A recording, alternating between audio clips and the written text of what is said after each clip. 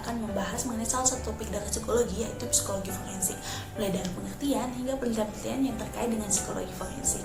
Selamat menyaksikan. Kita masuk dalam poin yang pertama, yaitu pengertian psikologi forensik. Psikologi forensik terdiri dari dua kata, yaitu psikologi dan forensik. Psikologi adalah ilmu pengetahuan yang mempelajari tentang tingkah laku, perilaku manusia, serta segala perubahannya. Sedangkan forensik adalah ilmu pengetahuan yang digunakan dalam proses penegakan keadilan, khususnya dengan pengaplikasian ilmu dan sains. Kita masuk dalam poin yang kedua, yaitu peran psikologi forensik di Indonesia. Peran psikologi forensik di Indonesia dapat kita amati melalui beberapa instansi seperti kepolisian, kejaksaan, pengadilan, dan juga lapas dan bapas. Di kepolisian sendiri, psikologi forensik dapat membantu dalam 3 proses. Yang pertama adalah proses penyelidikan. Di proses penyelidikan sendiri, kasus kejahatan belum ditetapkan adanya tersangka, sehingga pemberian pendampingan psikologis diberikan kepada tersangka, calon tersangka, dan juga kepada korban. Yang kedua adalah proses penyidikan.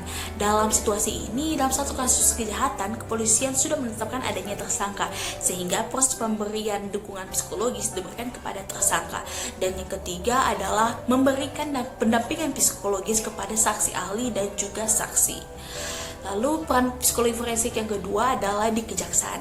Di kejaksaan sendiri, psikologi forensik dapat berperan sebagai pendampingan psikologis kepada pelaku atau kepada tersangka dalam proses pembuatan pendakwaan. Peran psikologi forensik di pengadilan. Di pengadilan sendiri, psikologi forensik dapat berperan sebagai saksi ahli, baik secara lisan berdasarkan hasil tes psikologis yang pernah dilakukan sebelumnya, dan yang kedua sebagai saksi ahli berdasarkan teori atau konsep dari psikologi dan juga berdasarkan kompetensinya masing-masing. Yang keempat adalah peran psikologi forensik di lapas dan bapas. Nah, di lapas dan bapas ini pendampingan psikologis diberikan kepada napi mulai dari awal masuk di lapas hingga diberikan kepada ketika sang napi dapat berbebas secara bersyarat, serta juga pemberian advokasi kepada petugas atau penjaga lapas dan bapas.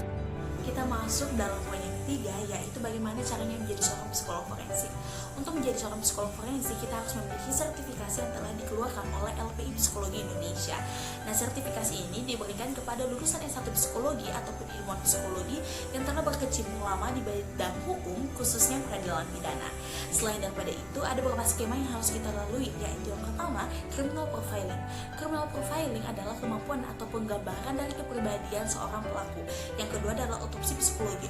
Otopsi psikologi sendiri dimaksudkan sebagai pembedahan dari kehidupan ataupun kepribadian seorang korban yang telah meninggal dunia dalam satu kasus kejahatan. Yang ketiga adalah wawancara investigasi psikologi. Yang keempat adalah wawancara kognitif. Selain daripada itu, teman-teman, ada kompetensi atau beberapa kompetensi yang harus kita miliki. Yang pertama adalah kita harus menguasai hukum. Kedua adalah dapat mengaplikasikan ilmu psikologi. Yang ketiga adalah dapat bekerja di bawah tekanan. Yang keempat adalah kita dapat bekerja di mana saja, karena kita dapat melakukan wawancara di lapas ataupun di penjara. Dan yang terakhir adalah kita dapat mengetahui ataupun memahami kode etik psikologi. Kita masuk dalam poin yang terakhir, poin yang keempat, penelitian-penelitian yang terkait dengan psikologi forensik. Nah, ada beberapa penelitian yang berkaitan dengan psikologi forensik. Sebagai contoh, yang pertama, pengaruh kebohongan pasif pada deteksi kebohongan melalui elektroencephalogram atau EEG. Yang kedua adalah profiling psikologis pada pelaku anak dan residivis anak di lapas anak Blitar. Dan yang ketiga adalah pengaruh mindfulness dalam meningkatkan kontrol diri ABH. Nah, materi-materi yang saya sampaikan tadi saya ambil dari bahan ajar kuliah umum kami bersama Profesor Yusti, Guru Besar Psikologi Forensik Ubaya. Teman-teman, di tengah situasi pandemi COVID-19 ini banyak sekali terjadi kejahatan. Salah satu kejahatannya adalah kejahatan bullying.